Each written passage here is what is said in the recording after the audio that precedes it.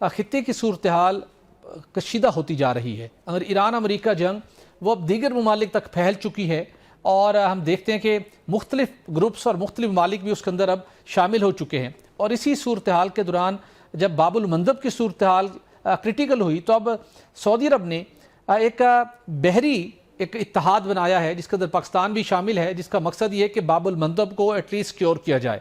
اب نیا ہرمز کے سٹل وہاں پر کشیدگی کے سائے منڈلا رہے ہیں اور کچھ پتہ نہیں ہوتا کہ کس لمحے وہاں پر کیا ہو جائے. تو ڈاکٹر صاحب، یہ جو جنگ کی انگارے ہیں، شعلے ہیں، وہ اور ممالک کو اپنی لپیٹ میں لے رہے ہیں. یہ کہاں جا کر معاملہ رکے گا؟ اور یہ جو ایک بحری اتحاد بنا ہے، کیا یہ ابنائے مندب کو اس کو حوثیوں کے حملوں سے محفوظ بنا پائے گا اور یہ چینل سعودی اتحاد اس کو سکیور کر لے گا اس اتحاد کے ذریعے سے؟ یہ بہت کمپلیکس اور بہت کمپلیکیٹڈ سچویشن ہے. آپ بالکل درست کہہ رہے ہیں کہ چیزیں بہت زیادہ پھیل گئی ہیں، چیزوں کا اسپیکٹرم بہت زیادہ پھیل گیا ہے، اور اس میں سب سے بڑا مسئلہ یہ ہے کہ دونوں پارٹیز جو ہیں، امریکہ اور ایران، اسٹریٹجک پیشنس کا سامنا نہیں کر رہے. امریکہ سے تو ہم توقع بھی نہیں کر سکتے، وہ تو اپنے ماڈل پہ ہیں، وہ تو روگ ہیں، ان کا کوئی قانون سے لینا دینا نہیں ہے. ان کو تو دیکھ کر آپ کو عجیب سا نوزیہ سا فیل ہوتا ہے کہ یہ کیا کہہ رہے ہیں، کیا کر رہے ہیں، کیا کوئی لیڈر ایسے بھی ہوتے ہیں، کیا گفتگو ایسے بھی ہوتی ہے، کیا جنگیں ایسے بھی کی جاتی ہیں. نہ ان کے پاس کوئی پلان ہے، ان کو صرف یہ پتا ہے کہ ہم ایک ایمپائر ہیں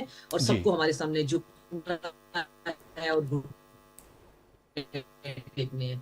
اب عقل جو ہے اور فہم کے اندر پرابلم یہ ہے کہ اس کو 4 یا 5 دہائیوں سے تو کم از کم جو ہے، اس سے پیچھے بھی پوری ہسٹری ہے، اس خطے کے اندر ایک تھریٹ کے طور پہ پیش کیا گیا ہے اور اس تھریٹ کے لیے ایک سیکیورٹی فریم ورک چلایا جا رہا تھا.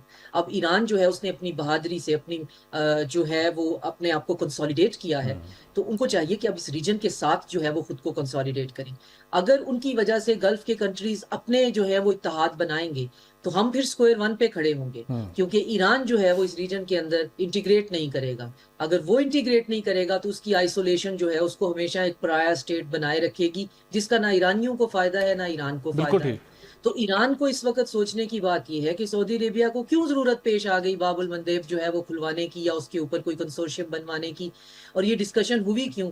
سعودی عربیہ جبکہ ہر طرح کی پیشنس کا سامنا کرتے ہوئے گلف کے کنٹریز بھی جو ہے جو بھی ان کی مجبوریاں ہیں اپنی بیسس کو وہ جتنا کم سے کم استعمال کروا سکتے ہیں، کیونکہ بیسس کے اوپر تو ایگریمنٹس ہوتے ہیں، وہ آپ راتوں رات تو نہیں کہہ سکتے. لیکن اس کے باوجود انہوں نے بہت بہت زیادہ پیشنس کا سامنا کیا ہے، ریسٹرین کا سامنا کیا.